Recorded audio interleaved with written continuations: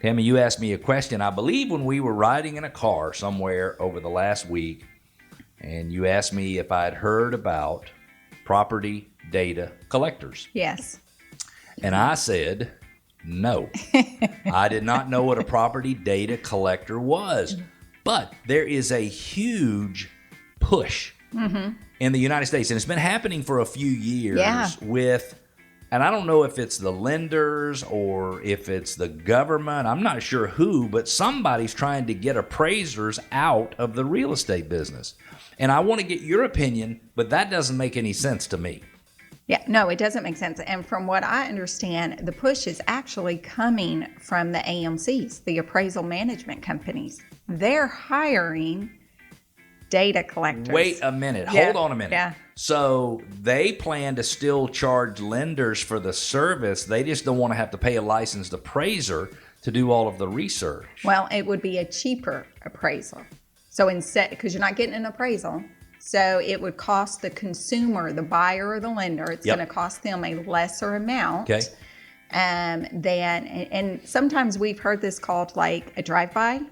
Yep. And But I would think typically those were appraisers doing drive-bys, no? From what I'm reading, not always have they been appraisers. So as I'm catching up on this, because there's a lot of realtors that are now being approached to make additional money by working on the sideline as a property data collector. So the appraisal management companies are saying, hey, if you're not making enough money selling real estate, let us pay you and let you drive around and collect data.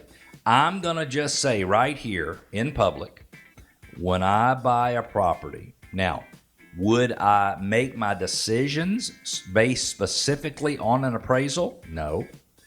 Do I want another professional's opinion on the value of what I am buying? Yes. Yes. What does a typical appraisal cost in Dallas? $600 to $750. Yeah, and here I think there might be a little bit less, $500 or $600. And it's just, what if the appraiser finds something in the data or in the records or something that you wished you had known before you bought the house, and you don't have the benefit of having that? And if I was going to pay $500,000 for a house and an appraiser thought it was worth $425,000, doesn't mean I couldn't pay $500,000 for it if I wanted to, but it certainly would be good to know that that's what the appraiser thought.